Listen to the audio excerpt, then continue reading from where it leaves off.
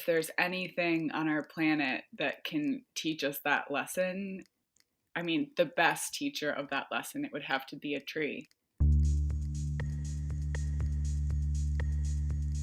This is The Butterfly Effect, a podcast that shows the big impact a small action can do. Tali Orad is talking to those special people that make a difference with nature and trees.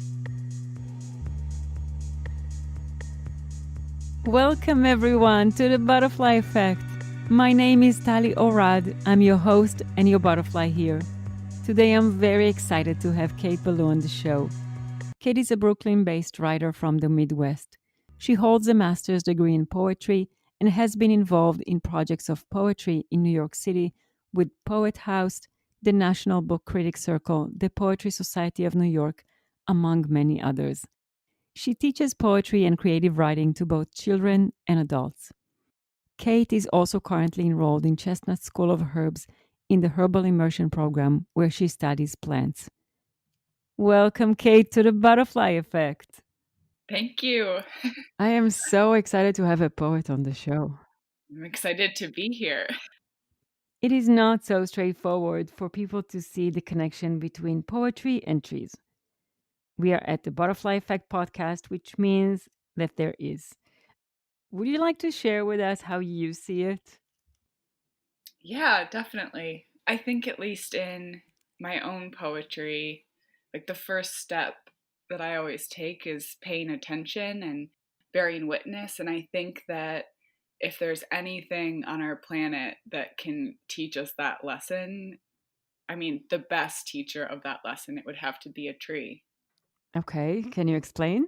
They're the guardians of the woods in these strange way. Like they're there constantly kind of bearing witness, and they're grounded, and they're all kind of connected to the bigger picture. I have a teacher, and she's always like, whenever I'm acting like a little bit hectic, she'll be like, can you just like go put your back against a tree? And just that sort of like groundedness of perspective. I think like that's a really good place for poetry to start. Is that your favorite spot to write? I think if I had that choice, that would be wonderful. But unfortunately, I'm here in New York City. I do have a little backyard that I do like to go in and take breaks. So, if not that, what will be your most inspiring place to write? I grew up in rural Michigan. I love the woods the most, but if I had to pick a place, I sometimes spend time at my mom's in northern Michigan, and it's there in the woods on a lake.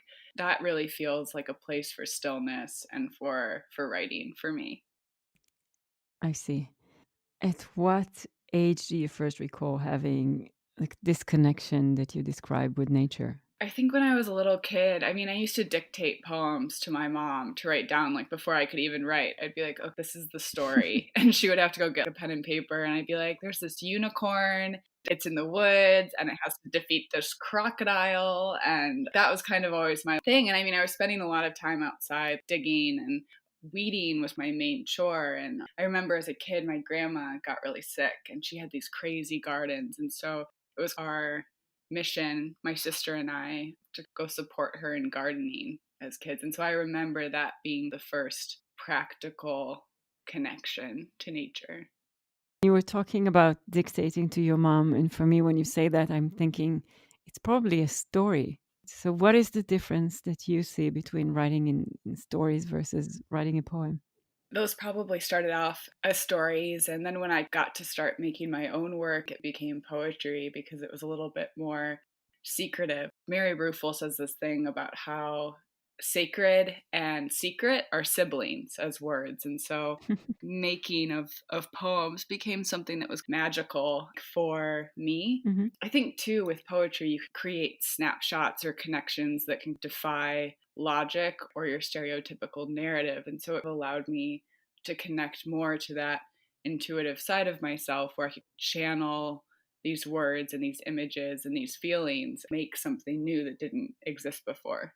And do you see yourself giving a voice to nature with your poems? In some ways, there's this book called, I think it's The Wild Iris by Louise Glick. She has this amazing collection, and they literally are persona poems spoken through nature. And When I was a freshman in college, I got to go spend the summer at a nature institute called Pierce Cedar Creek Institute.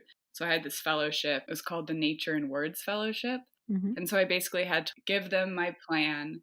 It was just me and a bunch of scientific researchers and then one photographer living in this house in the woods. And so everybody would go study their thing, and I would float around, follow the people who were studying the thermoregulation of dragonflies, or I would go and, I had to spend this afternoon one time catching rattlesnakes with these snake tongues to put them into pillowcases so that we could study them because the Massasauga rattlesnake in Michigan is endangered. And so these poems that I was making then, their mission was to tell a narrative or give voice to nature in that way. Weren't you afraid? Yes. Yes.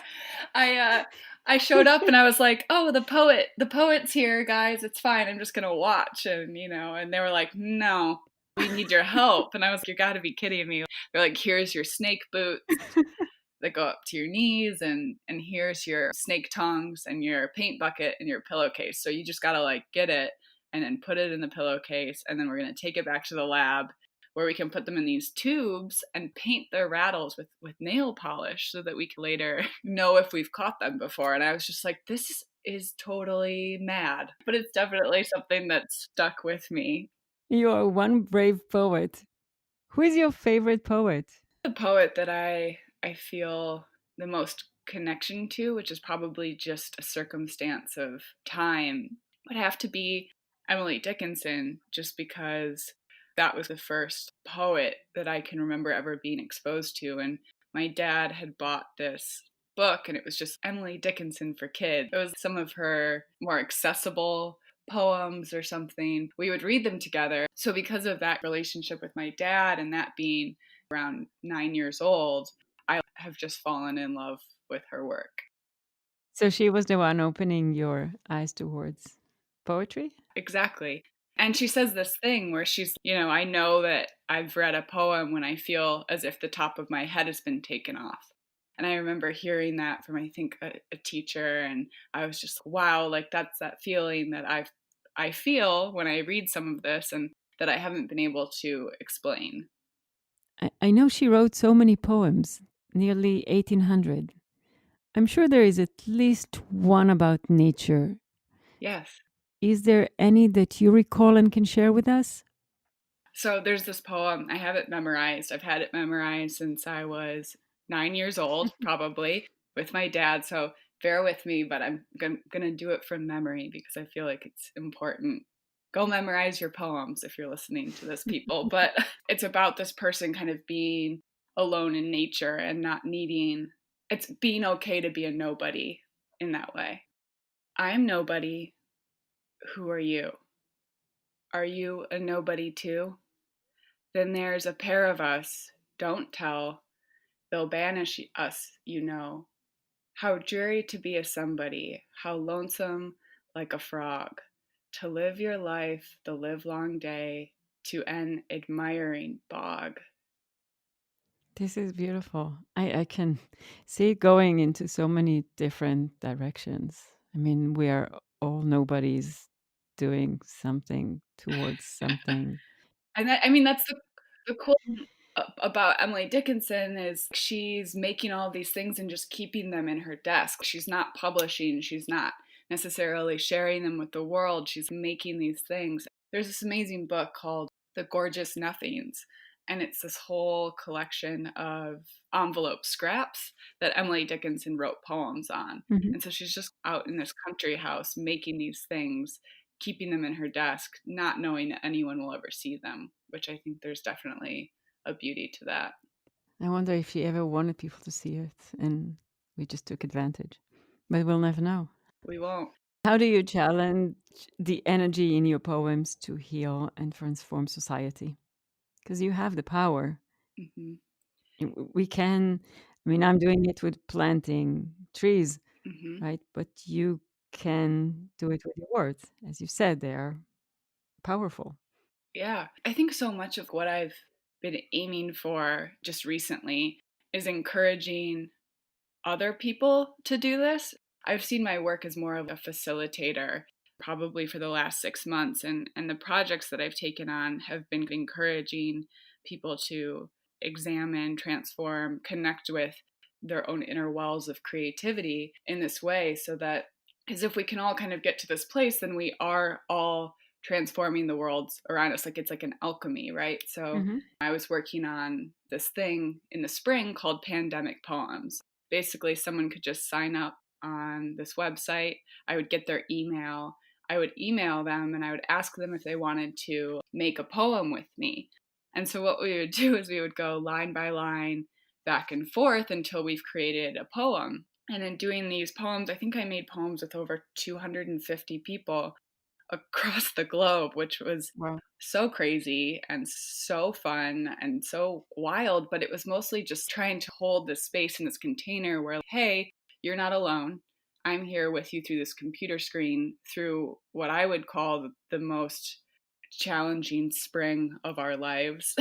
Indeed. And we can make things, and we can talk and connect and do this. And I've been doing some teaching and some facilitating of workshops, and I feel, yeah, mostly what I'm trying to do is just be like, hey, you are a creative, you are a poet, you can connect to that space. You don't need anybody to give you permission, and that's why it's so powerful. You have to give yourself that permission. And it's even more than that. I mean, I've read it, the Journal of American Medical Association, that they had held a study on the physical effect of writing, that it helps Mm-hmm. with releasing stress, which is, surprisingly enough, it's very much similar to walking in the forest. Mm-hmm. We know walking in the forest helps your mental and physical health, but also sitting down and writing poems over a period of time also is helpful. And from what I understand from the workshop that you did, you were helping so many people around the globe dealing with that anxiety of pandemic, and it's beautiful, and I thank you for that. It was great to have you in class. That was so fun. I was like, oh, a friend is here. So I'm going to challenge you. I'm ready. As you were giving those classes, I joined one of them, and it was mind-blowing, and the participants were so talented. It was such a beautiful experience. And Mm-hmm. I want to take a moment and summon your intuition, if I may, and your connection to nature. Mm-hmm. I'm going to do a little exercise, but this time you're going to do it, not me. Okay. And I'm going to give you 5 words. So for those who are listening, when I took Kate's class, there were a few prompts and we had to write our own poems or sentences, and Kate kind of like build it up. And if you're interested, I'll leave Kate's information so you can check out her classes. And one of them was we were given a few words and we had to write a poem or a sentence. I'm not going to be original, so it's going to be easy. Okay. Your 5 words are obviously tree Mm-hmm. and butterfly Mm-hmm. and blue, which is my favorite color. I'm going to let you pick an emotion, and Okay. the 5th word will be your favorite place in nature. Go.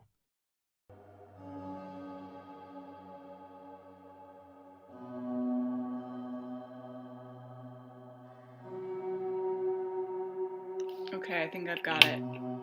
Let's hear it. Oh, butterfly, strange though you may feel now, or blue, or whatever you need to feel to change again, come to the base of the tree of your own knowing, root structure of home. This is beautiful. So I added strangeness as an emotion, and I added a root structure as a place that I love in nature. Why is that? As a kid, my sister and I would leave notes for fairies that were in the garden, and we would build these like homes and houses, and we would always talk about how when you're walking through the forest and you see the exposed roots of a tree, it's, oh, some sort of being is living in there, some caretaker for this tree. And that's the knowledge that we would share and the stories we would tell each other. And so when I see that, I immediately am, oh, magic. As an adult, what a good lesson to remember. Whenever you're stressed, I always just kind of imagine there's a cord running through my body, and I can take whatever anxieties you need and give it back to the earth through that cord, and ask that they make a tree or make a flower from this sort of magic, transform this sadness or this experience into something different. It kind of reminds me of that. And that's something that anybody can do at home if you're feeling a bit off. Just imagine that root structure inside of yourself. Besides being a poet, I know you study plants. Yeah, I've worked in herbalism and the herbalism world for almost 5 years now. Mm-hmm. About 6 months ago, I started an 1,000-hour herbalism training course through Chestnut School of Herbs. I'm still new as far as my studies go, Mm-hmm. training to become an herbalist in that way. Is mostly medicinal purposes or also for nutritional purposes? Both. I like to approach my food and my cooking as food as medicine or food as ritual. I love incorporating medicinal herbs in my food. Mm-hmm.